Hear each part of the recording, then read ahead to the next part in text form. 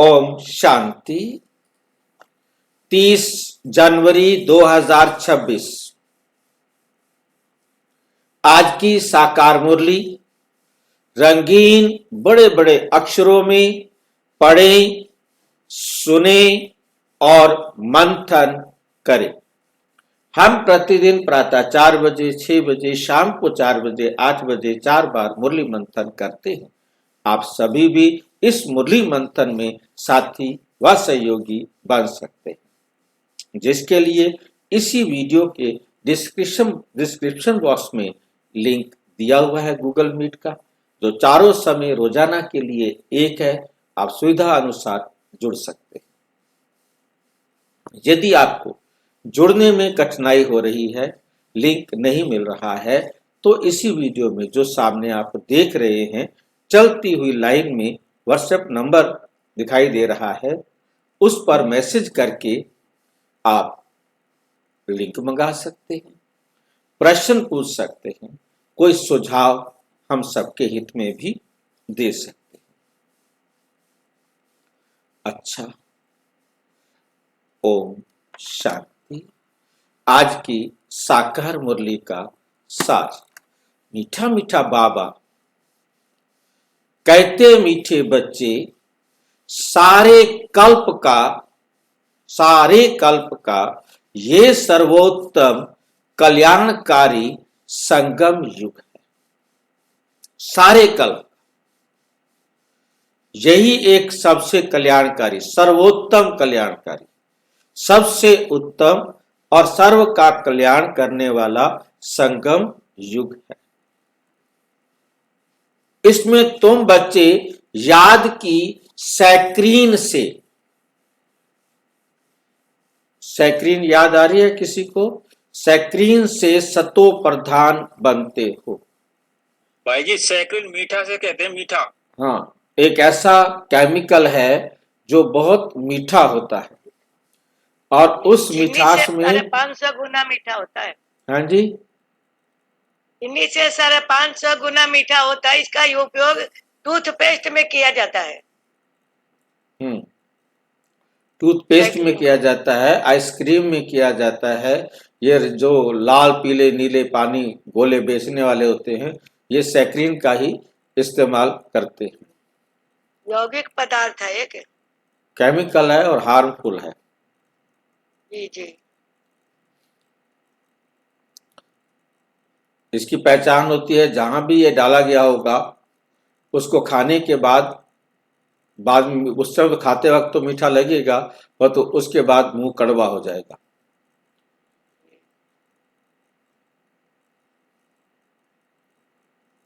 तो सैक्रीन का अर्थ यहां बाबा इस प्रकार से केमिकल के रूप में नहीं ले रहे हैं, परंतु इसको मीठे के रूप में ले रहे हैं। मीठे का मतलब है कि बहुत मीठा है, छोटा सा परंतु मीठा बहुत है।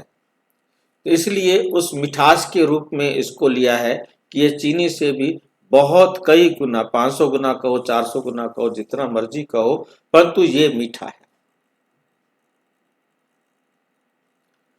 ठीक है, तो सतो प्रधान बनते हैं, क्योंकि इतना याद की सैक्रीन, बाबा को याद करना कितना अच्छा लगता है कि हम सतो प्रधान बन जाते हैं। कितनी खुशी होती है।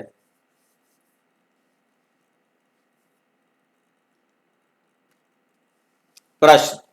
अनेक प्रकार के प्रश्नों की उत्पत्ति का कारण और उन सब का निवारण।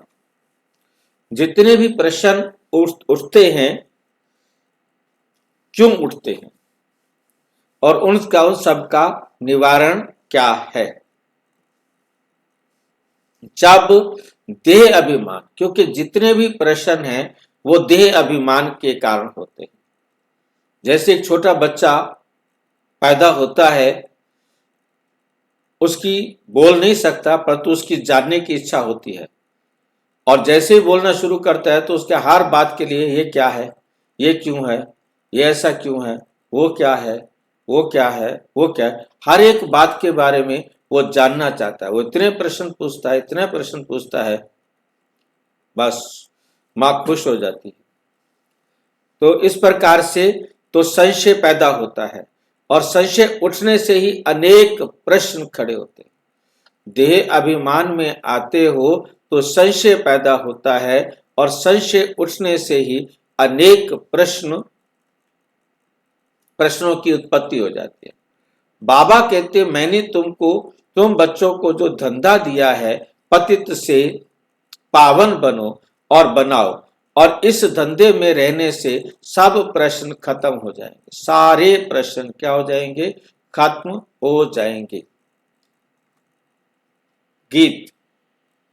तुम्हें पाके हमने जहां पा लिया, जमी तो जमी आसमां पा लिया। परमात्मा हमें मिल गया तो हमें जो संसार की सब चीजें हैं वो ऑटोमेटिक मिल गई, मतलब कोई भी दिक्कत हमारे सामने नहीं रही। ओम शांति। मीठे मीठे रूहानी बच्चों ने गीत सुना। ये किसने कहा? मीठे मीठे रूहानी बच्चे। किसने कहा? बाप ही कह सकते हैं, और तो नहीं कह सकता। मीठे मीठे रूहानी बच्चे अभी सन्मुख बैठे हैं और बाप बहुत प्यार से समझा रहे। अब तुम जानते हो, अब तुम जानते हो, सिवाय रूहानी बाप के सर्व को सुख शांति देने व सर्व को इस दुख से लिबरेट करने वाला दुनिया भर में और कोई मनुष्य हो नहीं सकता। इसलिए दुख में बाप को याद करते रहते हैं। तुम बच्चे सन्मुख बैठे हो, जानते हो बाबा हमको सुख धाम के लायक बना रहे हैं। सदा सुख धाम का मालिक बनाने वाला बाप के सन्मुख आए हैं। अभी समझते हो, सन्मुख सुनने और दूर रहकर सुनने में बहुत फर्क है। मधुबन में सन्मुख आते हो, मधुबन मशहूर है। मधुबन में उन्होंने श्री कृष्ण का चित्र दिखाया है, परंतु श्री कृष्ण तो है नहीं। तुम बच्चे जानते हो, यहां तो घड़ी घड़ी अपने को आत्मा निश्चय करना है। इसमें मेहनत लगती है। मैं आत्मा बाप से वर्षा ले रही हूं। बाप एक ही समय आते हैं सारे चक्र में। ये कल्प का सुहावना संगम युग है। इसका नाम रखा है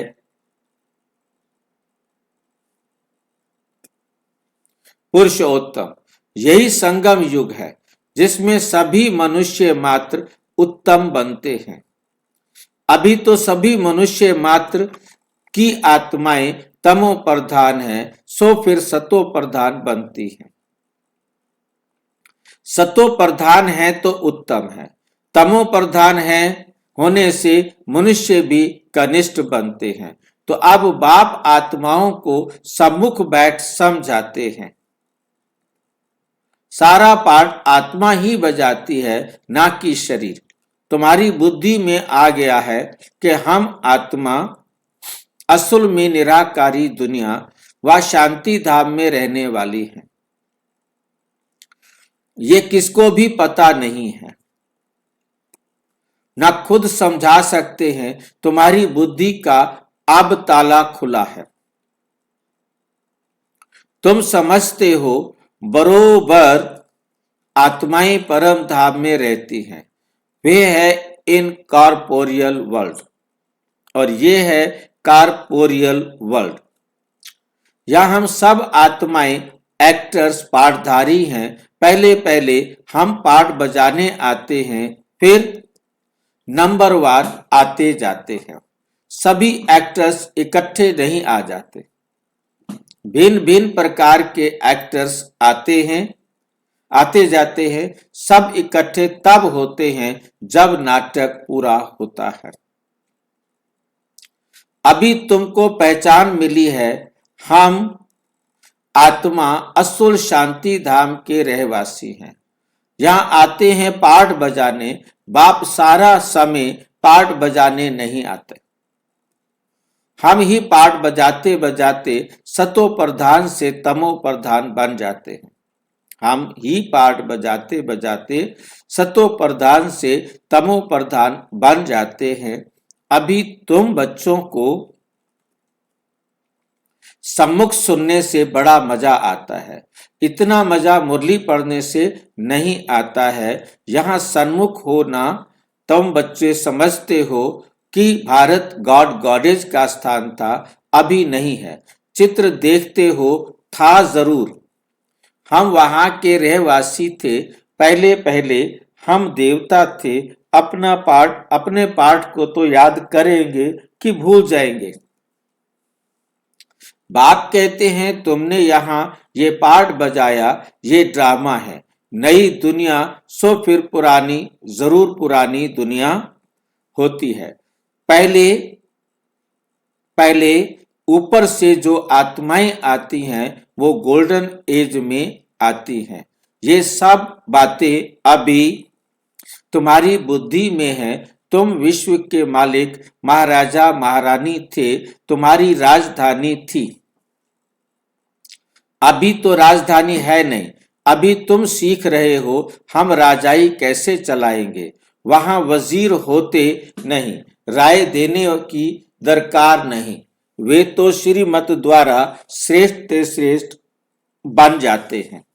फिर इनको दूसरे कोई से राय लेने की दरकार नहीं है। अगर कोई से राय ले तो समझा जाएगा उनकी बुद्धि कमजोर है। अभी जो श्रीमत मिलती है वे सतयुग में भी कायम रहती है। अभी तुम समझते हो कल्प पहले बरोबर इन देवी देवताओं का आधा कल्प राज्य था। अब तुम्हारी आत्मा रिफ्रेश हो रही है। ये नॉलेज परमात्मा के सिवाय कोई भी दे ना सके। अभी तुम बच्चों को देही अभिमानी बनना है। शांति धाम से आकर यहाँ तुम टाकी बने हो। टाकी होने बिगर कर्म हो ना सके। ये बड़ी समझने की बातें हैं। जैसे बाप में सारा ज्ञान है वैसे तुम्हारी आत्मा में भी ज्ञान है। आत्मा कहती है हम एक शरीर छोड़ संस्कार अनुसार फिर दूसरा शरीर लेता हूं। एक शरीर छोड़ेंगे, जैसे हमारे संस्कार होंगे उसी आधार से हम दूसरा शरीर लेता हूं। पुनर्जन्म भी जरूर होता है। आत्मा को जो भी पाठ मिला हुआ है वह बजाती रहती है। संस्कारों के अनुसार दूसरा जन्म लेते रहते हैं। आत्मा की दिन प्रतिदिन प्योरिटी की डिग्री कम होती जाती है।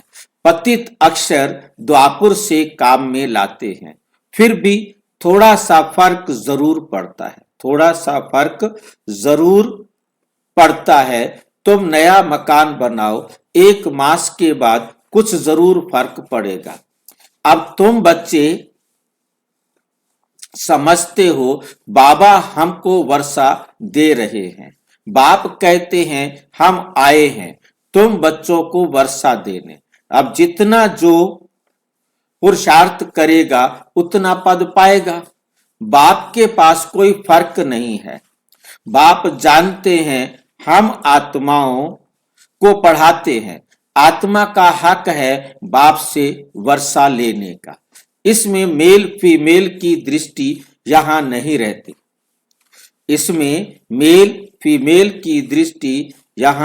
नहीं रहती।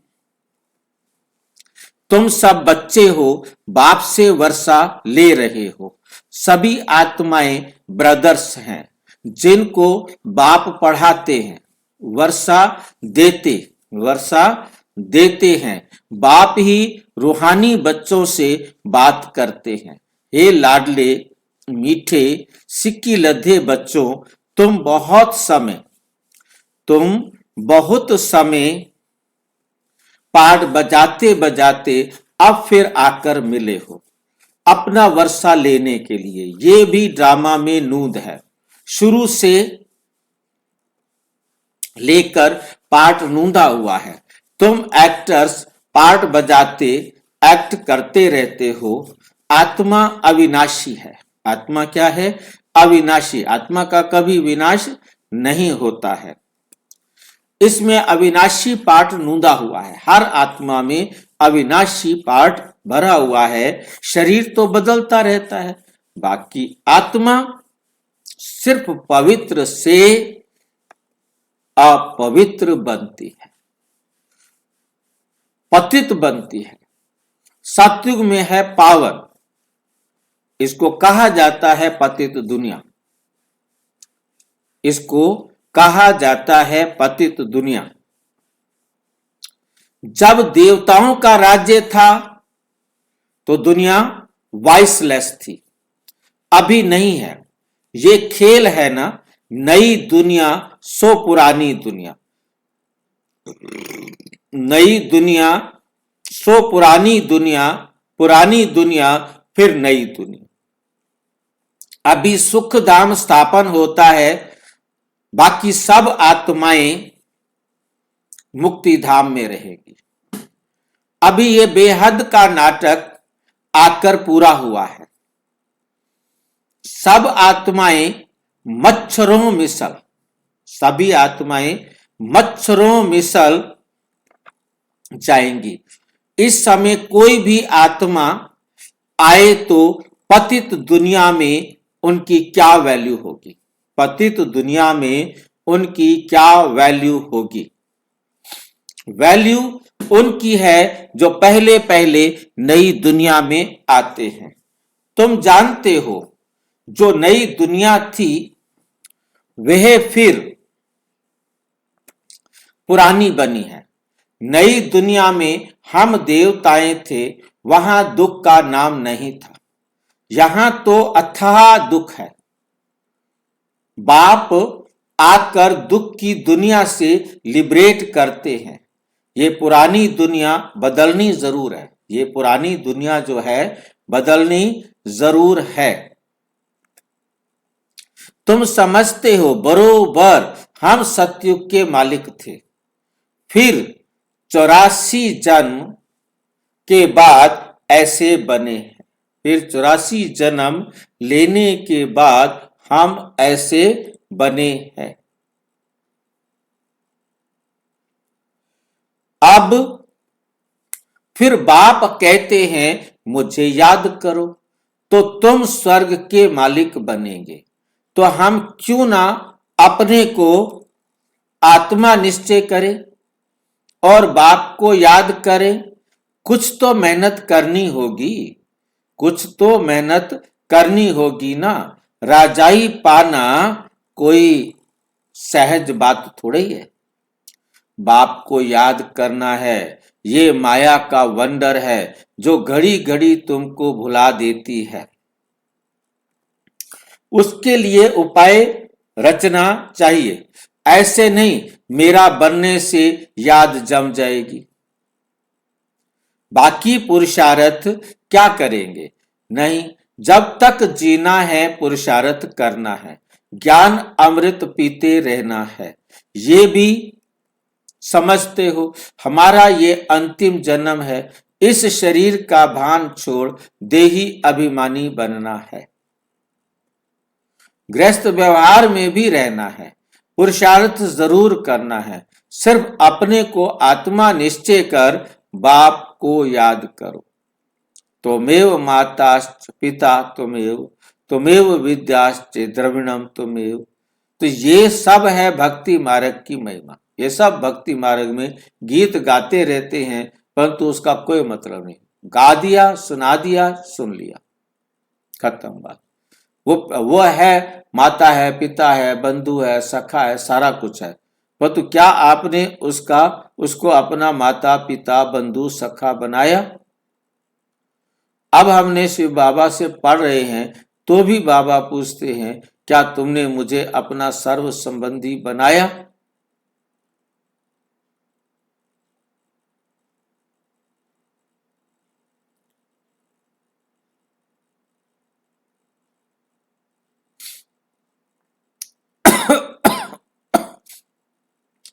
ये सब है भक्ति मार्ग की महिमा। तुमको सिर्फ एक अलग को याद करना है, एक ही मीठी सैकरीन है और सब बातें छोड़ एक सैकरीन, एक मीठे ते मीठे बाप को ही याद करो, अर्थात उनकी श्रीमत पर चलो। अभी तुम्हारी आत्मा तमो प्रधान बनी है, उनको सतो प्रधान बनाने के लिए याद की यात्रा में रहो। सबको यही बताओ, बाप से सुख का वर्षा लो। सुख होता ही है सतयुग में। सुख कब होता है? सतयुग में। सुख धाम स्थापन करने वाला बाबा है। बाप को याद करना है बहुत सहज। बाबा की श्रीमत पर चलना क्या है? बहुत ही सहज है, कोई मुश्किल वाली बात नहीं है। सिर्फ क्या कहता है? अपने को आत्मा समझो और सबको आत्मा समझ सबके साथ रूहानी व्यवहार करो। सब आत्माओं के साथ रूहानी व्यवहार करो। ये जिस्मानी व्यवहार को बदल दो। सबको समझो कि सब आत्माएं मेरे बाप के बच्चे, मेरे भाई,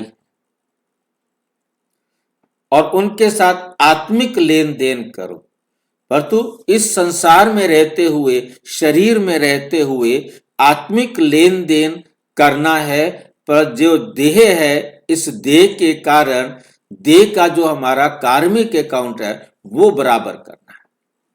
उसके लिए हर समय ये बात बुद्धि में रखनी है, देह का कार्मिक अकाउंट मुझे बराबर करना है। और ये कार्मिक अकाउंट बराबर हो रहा है, लगातार हो रहा है, होता रहता है। इसमें किसी भी प्रकार की कोई दिक्कत नहीं आती, ये रुकता भी नहीं, ये होगा ही होगा। इसके लिए अपने ऊपर बोझ मुक्त करने की विधि बाबा सिखाते हैं। जिस जिस आत्मा ने दुख देना है, हिसाब दुख का बराबर करना है, वो करेगा। अब हमें क्या सोचना है? ठीक है, करने दो हिसाब बराबर, मेरी खुशी गायब नहीं हो।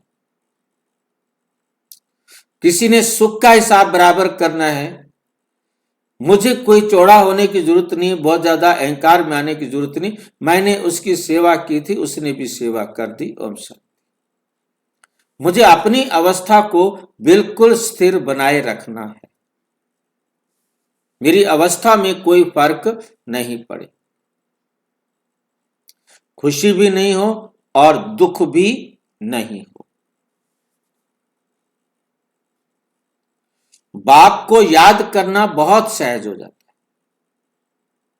बाबा की श्रीमत पर चलना सहज हो जाता है जब हमें उन झमेलों में कोई दुख दे, कोई सुख दे, कोई मेरे से दुख ले, कोई मेरे से सुख ले, वो सब अपना कार्मिक अकाउंट बराबर कर रहे हैं। अब मुझे अपनी तरफ से अटेंशन ये देना है कि मेरे से सबको सुख मिले, मेरे से किसी को भी दुख नहीं मिले।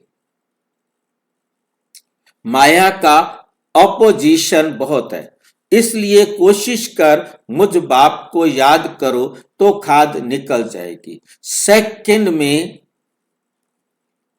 जीवन मुक्ति गाया जाता है। हम आत्मा रूहानी बाप के बच्चे हैं, वहां के रहने वाले हैं।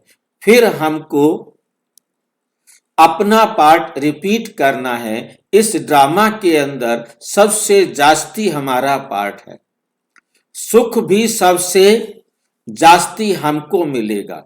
बाप कहते हैं तुम्हारा देवी देवता धर्म बहुत सुख देने वाला है, बहुत सुख देने वाला है, और बाकी सब शांति धाम में ऑटोमेटिकली चले जाएंगे। हिसाब किताब चुकतू कर, जास्ती विस्तार में हम क्यों जाएं? बाप आते ही हैं सबको वापस ले जाने, मच्छरों सदृश सबको ले जाएंगे। कैसे लेके जाएंगे? मच्छरों सदृश। छोटे से छोटा क्या करे, दिखाई और तो देगा नहीं ना, तो इसलिए मच्छर सबसे छोटे हैं, इसलिए उनका नाम लिया है। तो रानी मक्खी जैसे जाती है तो सारी मक्खियां उसके पीछे जाती हैं। ऐसे झुंड के झुंड सारी आत्माएं पीछे चली जाएंगी। ये सिर्फ समझाने के लिए है, बाकी आत्मा तो इतनी सूक्ष्म है जिसे हम इन आंखों से देख नहीं सकते, और वो इतनी सूक्ष्म है वो स्थान भी नहीं लेते, स्पेस भी नहीं लेते हैं, जीरो स्पेस। सतयुग में बहुत थोड़े होते हैं, ये सारी ड्रामा में नूंद है, ये सारी ड्रामा में नूंद है। शरीर खत्म हो जाएंगे, आत्मा जो अविनाशी है वे हिसाब किताब चुकतू कर चली जाएगी। ऐसे नहीं कि आत्मा आग में पड़ने से पवित्र होगी। आत्मा किसी आग में नहीं जलेगी पवित्र होने के लिए। ये संसार के पांचों तत्व या विज्ञान की दृष्टि से 118 एलिमेंट्स जो भी हैं, ये सारे के सारे इस प्रकृति के परिवर्तन में परिवर्तन हो जाएंगे। तो उसको पवित्र बनने के लिए, हर तत्व को पवित्र बनने के लिए अग्नि से शुद्ध होना है, वायु से। उसके लिए ये सारे साधन जो प्रकृति है ये खुद ही सबको पवित्र करने का काम करती है, चाहे वो अग्नि हो, चाहे वो वायु हो, चाहे वो पानी हो, चाहे हवा हो। ये सब साधन प्रकृति को शुद्ध करने का कार्य करते। योग की अग्नि है ये क्या है? योग की अग्नि है। उन्होंने फिर नाटक बैठ बनाए हैं। सीता आग से पार हुई, सीता को आग से पार कराया, परंतु हम आत्माओं को योग अग्नि से अपने विकारों को जलाना है, अपने आप को पवित्र बनाना है। आग से कोई थोड़ा ही पावन है, कोई आत्मा योग से थोड़ा, इसमें आग से थोड़ा पावन होगी। वो तो योग अग्नि चाहिए, उसको योग परमात्मा की याद की आग चाहिए। थोड़ा पावन होना है, आग से कोई पावन नहीं बनेगा, वो तो पावन बनेंगे योग की आग से। बाप समझाते हैं, तुम सब सीताएं इस समय पतित हो। इस समय तुम सब सीताएं क्या बन गई हो? एकदम तमो प्रधान पतित बन गई हो। तो बाप आकर हम सीताओं को फिर से पावन बनाने का वंडरफुल पार्ट बजाते हैं। अब परमात्मा आकर हम सब आत्माओं को पतित से पावन बना रहे। रावण के राज्य में हो, चारों तरफ रुलाने वाले हैं। रावण हर एक में बैठा हुआ है जो सब रुलाने का काम कर रहे हैं, तो उनको कहा जाता है रावण राज्य। सारी दुनिया आज ऐसे कर्म करती है जिससे दूसरे रोएं, दूसरे दुखी हों। रावण के राज्य में है। अब एक बाप की याद से तुमको पावन बनना है। राम एक ही है। अग्नि अक्षर सुनने से समझते हैं आग से पार हुई। कहां योग अग्नि, कहां वो आग। आत्मा परम पिता परमात्मा से याद रखने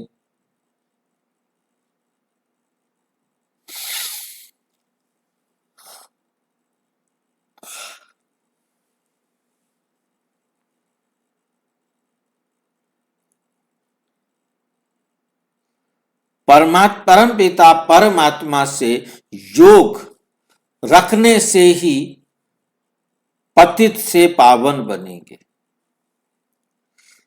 जब बाबा से हम योग लगाएंगे तो हम क्या हो जाएंगे? पावन हो जाएंगे।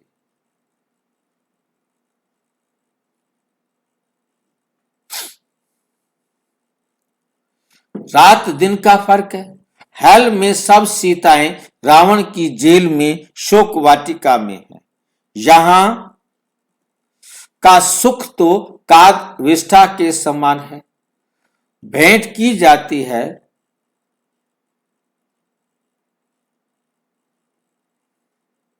स्वर्ग के सुख तो अथाह हैं, स्वर्ग में तो अथाह सुख है, कोई कमी नहीं है सुखों में।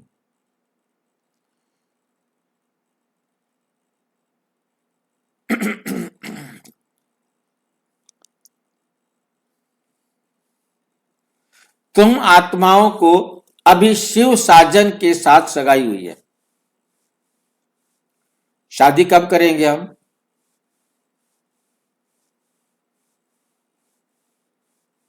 शादी हुई है हमारी कि नहीं हुई है शिव बाबा के साथ? भाई जी हम्म। लिव इन में रहो भाई जी, कहाँ शादी के चक्कर में पड़े? हाँ जी, लिव इन में रहो, कहाँ शादी के चक्कर में पड़े? कैसे कैसे लिविंग में रहे शिव बाबा के साथ? बोला भाई जैसे वो बताता है वैसे करो। बहुत बढ़िया पॉइंट बताया भाई जी। भाई जी जब बच्चा मतलब हम बनाएंगे तब हुआ ना शादी। तब शादी होगी। शिव बाबा के साथ शादी तो तब होगी जब अब शिव बाबा के बच्चे पैदा करेंगे। लिविंग में रहना चाहे कैसे भी रहना वो एक अलग बात है, परंतु असली बात यह है बच्चे पैदा होने चाहिए।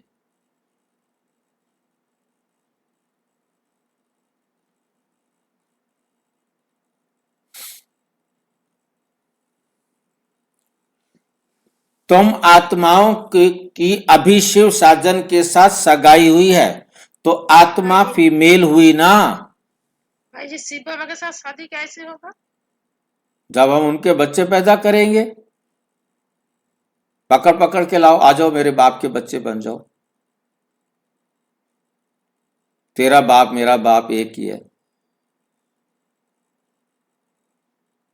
आसान है मुश्किल है?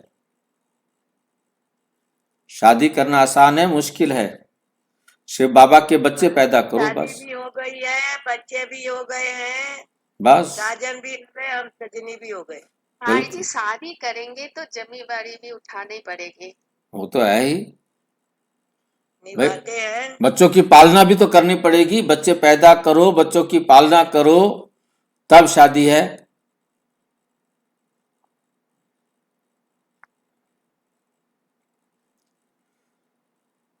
तो आत्मा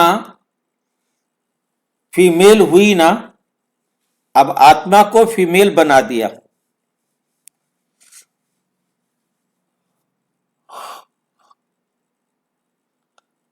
शिव बाबा कहते मैं हूं साजन और तुम सब सजनियां, पार वतन से आई हुई पार्वतियां। तुम आत्मा फीमेल हुई ना। शिव बाबा कहते हैं सिर्फ मुझे याद करो। शिव बाबा क्या कहते हैं? सिर्फ मुझे याद करो तो तुम पावन बन जाएंगे। शांति धाम जाए फिर सुख धाम में आ जाएंगे। तो बच्चों को ज्ञान रत्नों से झोली भरनी चाहिए, कोई भी प्रकार का संशय नहीं, कोई भी प्रकार का संशय नहीं लेना है।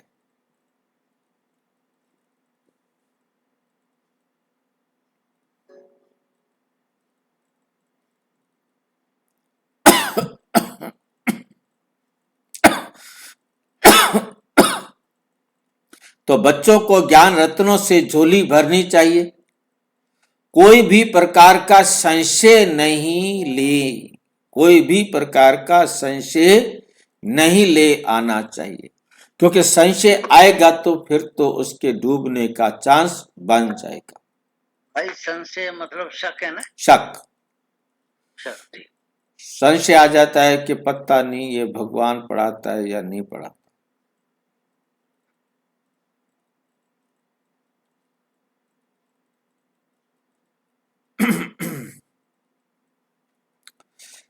देह अभिमान में आने से फिर अनेक प्रकार के प्रश्न उठते हैं।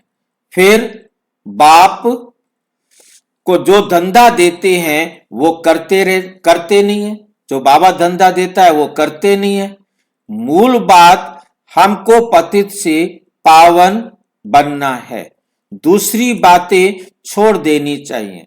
राजधानी की जैसी रस्म रिवाज होगी वो चलेगी। जैसे महल बनाए होंगे वैसे होंगे, वैसे बनाएंगे। मूल बात है पवित्र बनने की। बुलाते भी हैं, हे पतित पावन आओ। पावन बनने से सुखी बन जाएंगे। सबसे पावन है देवी देवताएं, सबसे पावन है देवी देवताएं।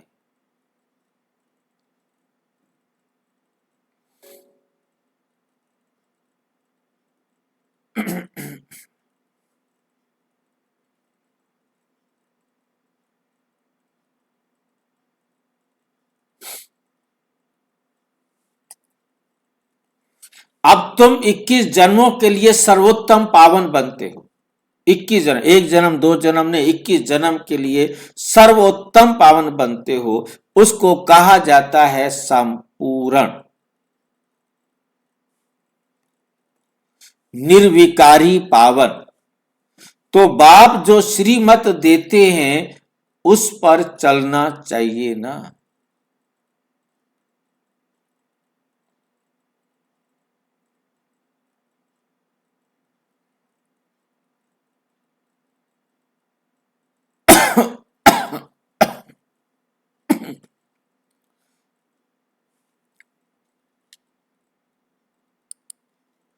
निर्विकारी पावन, तो बाप जो श्रीमत देते हैं उस पर चलना चाहिए। कोई भी संकल्प उठाने की दरकार नहीं, कोई भी संकल्प उठाने की दरकार नहीं।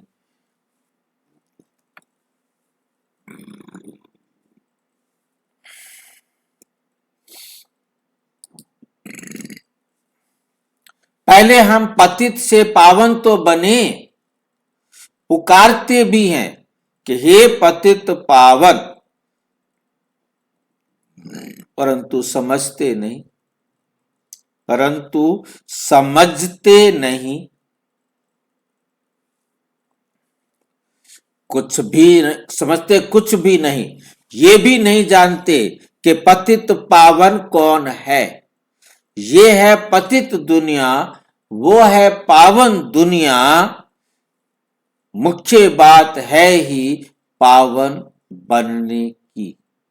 दुनिया पावन है, परंतु क्या हम पावन बन रहे हैं?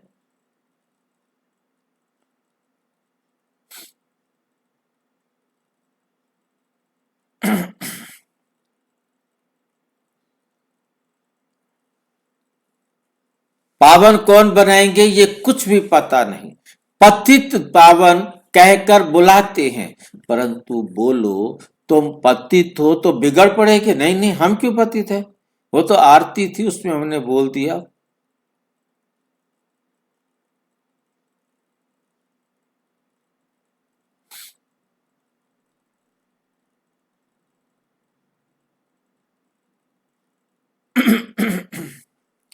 परंतु बोलो तुम पतित हो तो बिगड़ पड़ेंगे। अपने को विकारी कोई कह ना सके, अपने को कोई विकारी भी समझते नहीं। गाते हैं मैं मूर्ख खल कामी, तो उनको बताओ कि तुम मूर्ख हो, खल हो, कामी हो।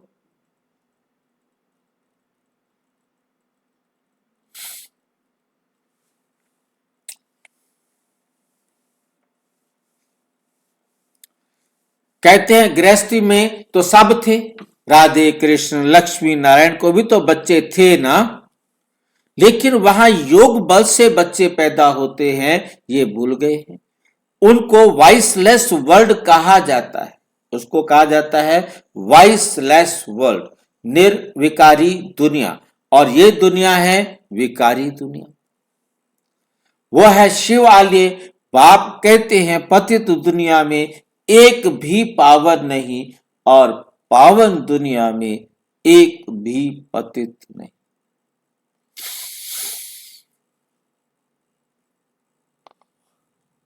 ये बाप टीचर और सतगुरु है, जो सबको सदगति देते हैं।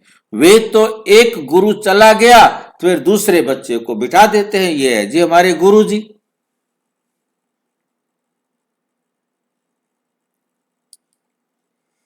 गद्दी देंगे, अब वो कैसे सदगति में ले जाएंगे? अब वो कैसे सदगति में ले जाते हैं? सर्व का सदगति दाता है ही एक, है ही एक।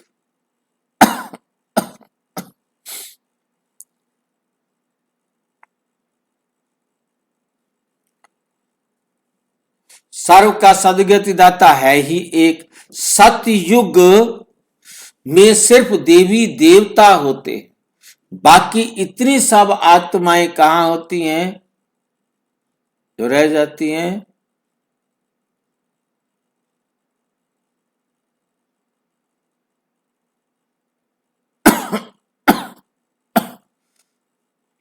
बाकी इतनी सब आत्माएं शांति धाम में चली जाएंगी।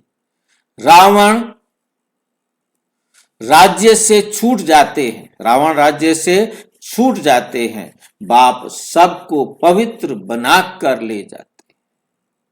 पावन से फिर फट से कोई पतित नहीं बन जाता, पावन से पतित कोई फट से नहीं बन जाते, नंबर वार उतरते हैं। सत्तो प्रधान से सत्तो रजो तमो, तुम्हारी बुद्धि में 84 जन्मों का चक्र बैठा है। तुम जैसे अब लाइट हाउस हो, ज्ञान से इस चक्र को जान गए हो कि ये चक्र कैसे फिरता है। अभी तुम बच्चों को और सबको रास्ता बताना है। सब नैया है, नावें छोटी छोटी,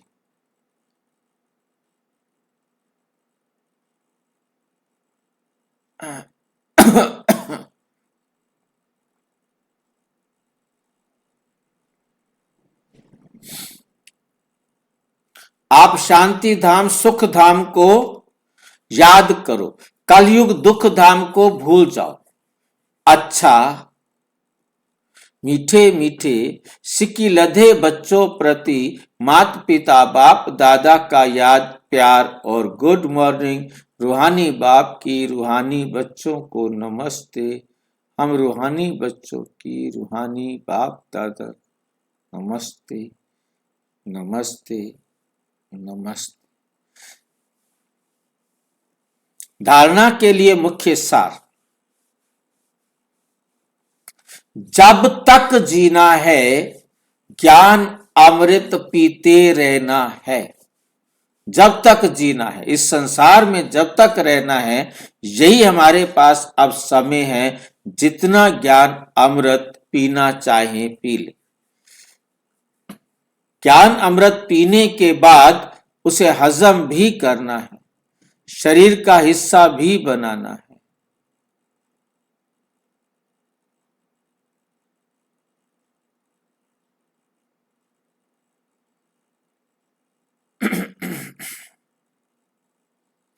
अपनी झोली ज्ञान रत्नों से भरनी है।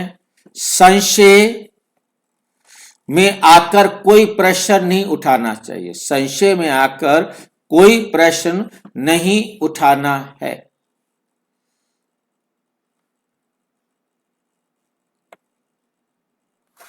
नंबर 2, योग अग्नि से आत्मा रूपी सीता को पावन बनाना है।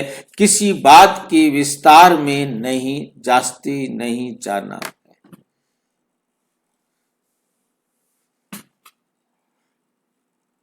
देही अभिमानी बनने की मेहनत करनी है। शांति धाम और सुख धाम को याद करना है, शांति धाम को और सुख धाम को याद करना है। वरदान, सदा मनन द्वारा मगन अवस्था के सागर में समाने का अनुभव करने वाले अनुभवी मूर्ति भाव।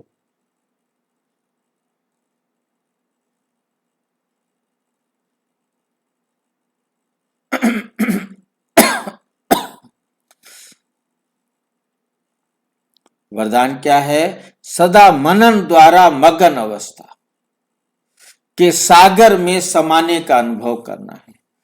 कौन है सागर? शिव बाबा। और हमने उनके साथ अपने उनके जो ज्ञान दिया है बाबा ने आकर हमें, उसको मनन द्वारा मनन करेंगे तो नई नई बातें निकलेगी। अब तक सिर्फ हमने थ्योरी की।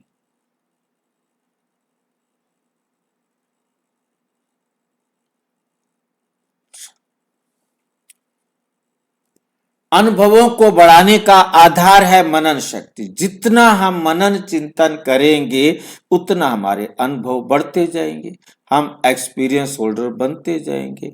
मनन वाला स्वतः मगन रहता है। मगन अवस्था में योग लगाना नहीं पड़ता, वो तो योग लगा हुआ, निरंतर लगा रहता है, मेहनत नहीं लगानी पड़ती। मगन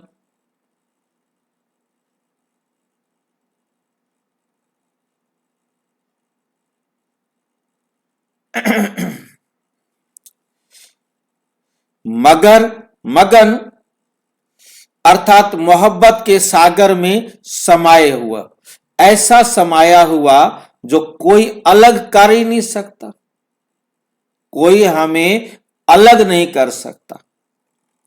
तो मेहनत से छूटो, सागर के बच्चे हो तो अनुभवों के तालाब में नहीं नहाओ। सागर के बच्चे हो तो अनुभव के तालाब में नहीं नहाओ। किस में नहाओ? लेकिन सागर में जाओ, तब कहेंगे अनुभवी मूर्त। अच्छा, स्लोगन है, ज्ञान स्वरूप आत्मा वो है जिसका हर संकल्प, हर सेकंड, समर्थ हो।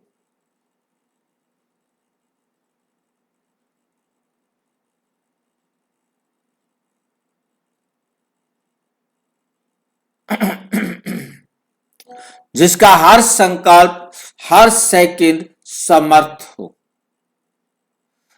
हर समय, हर सेकंड समर्थ हो। अव्यक्त इशारा, इस अव्यक्त मास में बंधन मुक्त रहे, जीवन मुक्त स्थिति का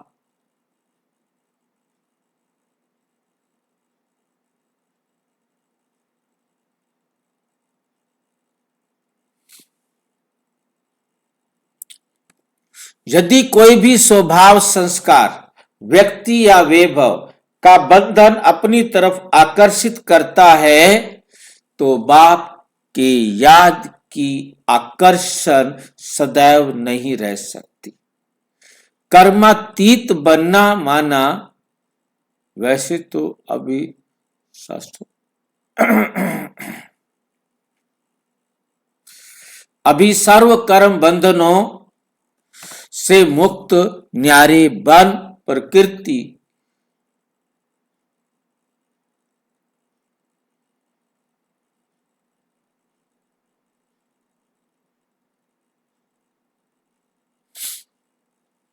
ये न्यारे बनने का पुरुषार्थ बार बार करते रहो, सहज और स्वतः।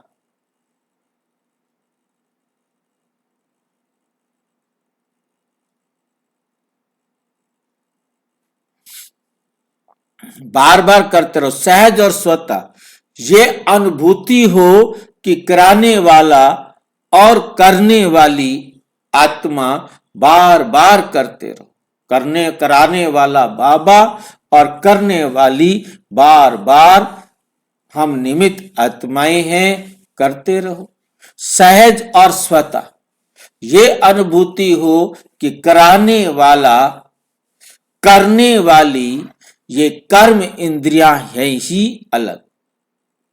आत्मा वो भी अलग है, मैं आत्मा भी अलग हूं। हम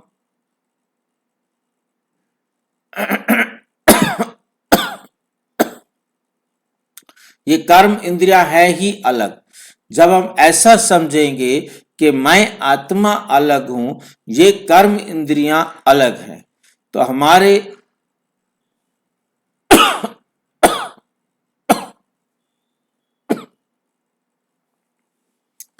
मन बुद्धि संस्कार है, वो हमारे कंट्रोल में होते हैं, तो इनको भी बड़ी सहज रीति कंट्रोल किया जा सकता है।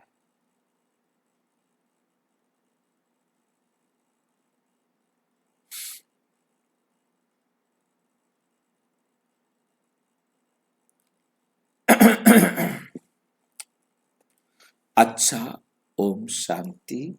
और विस्तार से जानने के लिए प्रजापिता ब्रह्मा कुमारी ईश्वरीय विश्वविद्यालय के किसी भी सेवा केंद्र पर संपर्क करें, और यदि कोई प्रश्न है तो 9213106986 पर RTI या टेलीग्राम करें, 9650692270 पर केवल व्हाट्सएप करें।